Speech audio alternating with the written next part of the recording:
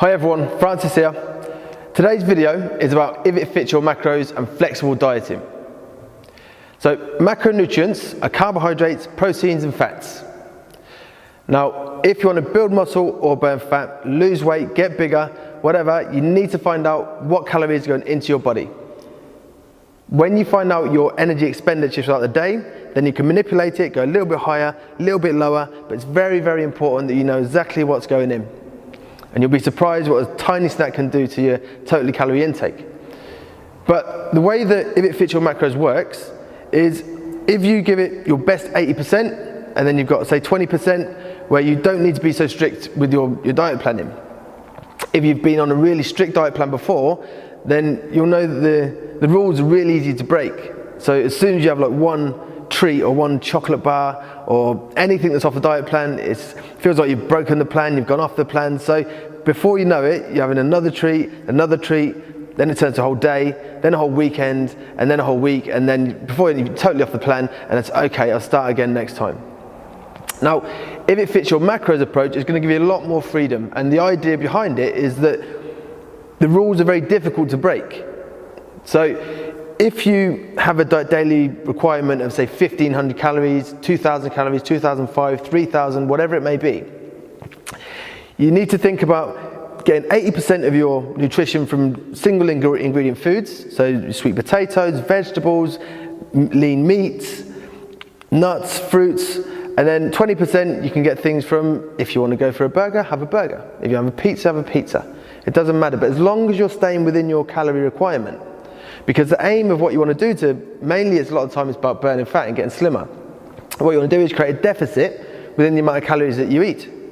And if you're doing that alongside exercise, you're boosting your metabolism and getting the body working, then you're going to be getting fitter and stronger at the same time bringing body fat levels down. So one of the key factors when you're following a macronutrient approach is that you hit your protein requirement every single day. Then you can manipulate the carbs and the fats, and that's where you're going to see your results. Bear in mind that carbohydrates, for instance, are stored as 1 part carbohydrates, and I think it's 3 parts water. So if you restrict the amount of carbohydrates, then you lose a lot of water weight, which is stored inside the muscle. But that is also your energy for when you train, when you exercise. So by doing that, you're not necessarily maintaining the good body composition. You want to maintain muscle mass, strength, performance in the gym, energy levels, concentration, nourish the body, while getting a calorie deficit from exercise or your daily activity and bring the calories down that way. So you're giving the body everything that it needs to function properly while burning the energy and burning the calories to burn fat. And another key point is that the body's weight is regulated in a lot of cases.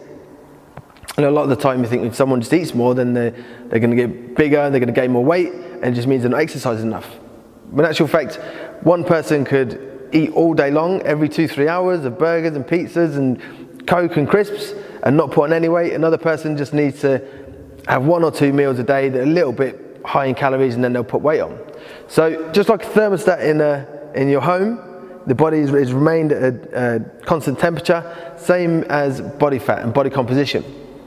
So you're sort of fighting against your body's natural tendency to hold on to fat. So the cravings of hunger and how your hormones work in order to stabilize and keep the homeostasis in your body is what you need to navigate. Now in order to do that, you have to be strict with what you eat, what you allow yourself to digest and eat and drink. Once you get into a flexible dieting approach, then if you've been following a strict diet plan already, then I think you'll be quite pleased at the freedom you've got. You know, because the first challenge will be tracking everything that you eat. I know it's going to be busy, whenever your life's busy, then you're working and you don't have time to sit down and track everything, but it's surprisingly easy.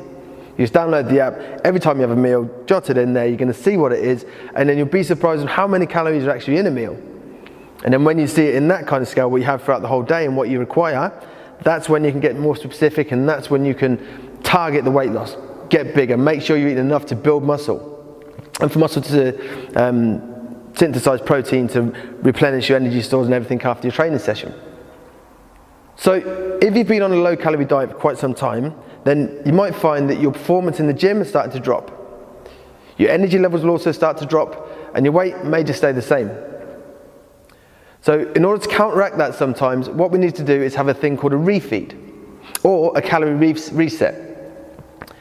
Your body needs its nutrients, it needs carbohydrates, it needs energy, it needs protein in order to rebuild. It needs fats for the body's processes, along with hundreds of other benefits of making sure that your body's got enough nutrition to perform in the gym. Perform at work, perform at home, for your kids, for your family, and just for your health in general. So sometimes a calorie reset would be to increase your calories back up to, say, your maintenance level. So rather than being in a deficit for losing weight, then bring them back up a little bit or a little bit even higher, and just eat whatever you like for a whole day. And you'll find that would re-regulate and bring your hormone levels back up, and just let the body know that there isn't a famine or a starvation mode needed. Because otherwise everything will slow down, the metabolism will slow down, and your body just won't function properly because it won't be sufficiently nourished. So, a couple of things to bear in mind when you're going to be doing the flexible dieting approach. Try to eat protein with every meal. Eat vegetables with every meal to make sure you get enough vitamins and minerals, and make sure that you stay hydrated. It's very, very important. Anything between 2 to 4 litres of water is needed by the body, and that's going to make sure that everything's working effectively. Your skin, your focus, your brain, your body needs to be hydrated. So it's 75% water, and you've got to keep that topped up.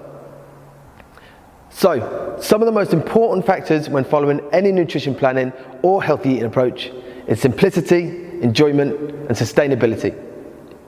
Simplicity, you want to fit it into your lifestyle. Enjoyment, you want to enjoy your food. And sustainability, because it's a lifestyle change.